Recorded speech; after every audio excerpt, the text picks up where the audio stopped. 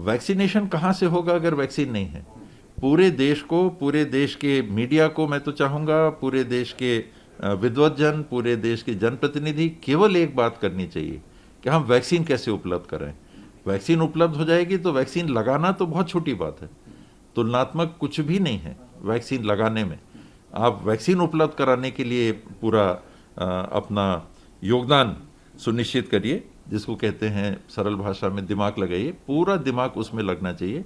बहुत देरी हुई है उसमें, ये 6 महीने पहले जैसे मैंने कहा ये काम चालू हो जाना था। सर तो अब जो मोदी जी ने जो आज जो किया उसको सर कैसे देखते हैं? देर आए दुरुस्त है, ये तो तोड़ना ही नहीं था।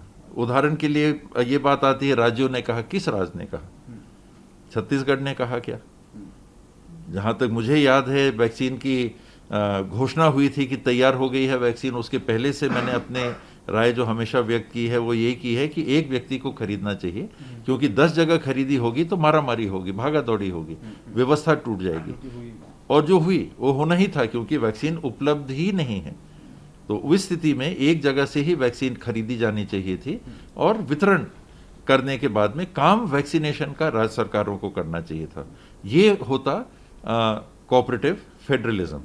पर ये तो मनमाना फेडरलिज्म चला कि जब मन आए तो वैक्सीन का घोषणा कर दिया, जब मन आया तो हमने वापस ले लिया। कभी कहा कि राज्यों ने, उस समय अगर राज्य सहमत थे तो आज क्या हो गया?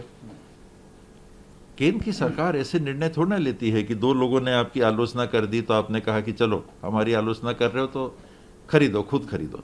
ऐसा देश ऐसा नहीं चलना चाहिए। सर अब 2 वीक का टाइम है सर गाइडलाइन आने का। हाँ, गाइडलाइन आ जाएगी कि पहले किसको लगाना। मेरी समझ में तो केवल 1-2 कैटेगरी होने चाहिए। पहला कैटेगरी जिसको आपको प्रायोरिटी देनी चाहिए वो कोमॉर्बिड, कि किसी भी आयु वर्ग के जो कोमॉर्बिड हैं, जिनको कोरोना होने से खतरा ज़्यादा होगा उनकी सेहत को, उनको सबसे पहले वैक्सीनेशन लगना चाहिए।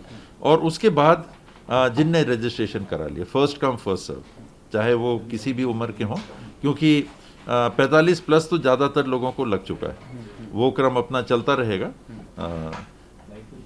बाकी अगर आप काट के करना चाहेंगे तो फिर 18 से ऊपर वाला नहीं रह जाएगा, फिर वो 30 से ऊपर होगा, फिर 20 से ऊपर होगा, फिर 18 वाले होगा, फिर वो टूट के फिर हो जाएगा। सर लास्ट क्वेश्चन सर, बच्चों की वैक्सीन के लिए भी अब बहुत ज़्यादा शोध चालू हो गया है। एम्स में भी मेरे ख्याल से ट्रायल चालू हो गए हैं, और ये बिना शोध के, बिना ट्रायल के ये संभव नहीं है।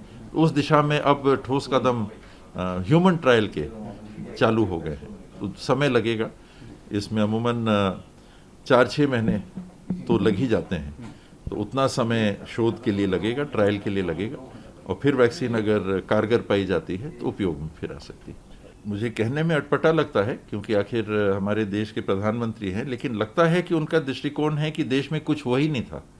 जो कुछ हुआ है देश में 6 साल के अंदर ही हुआ है, वरना चांद में भी हम पहुंचे तो ये 6 साल के अंदर ही पहुंचे, मंगल ग्रह में भी पहुंचे तो 6 साल के अंदर ही पहुंचे।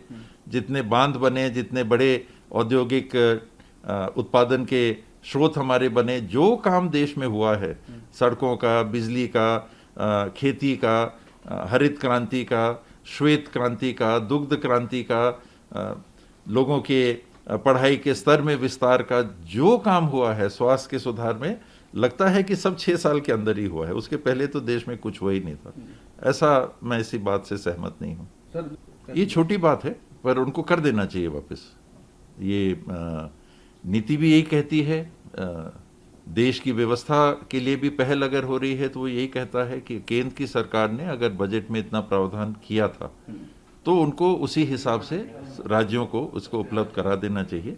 और कोऑपरेटिव फेडरलिज्म की मंशा ही यही है कि खरीद के बजट से राज्यों के ऊपर बोझ बिना डाले केंद्र सरकार वैक्सीन उपलब्ध करा रही है और राज्य सरकार ने उसको वैक्सीन लगाएं।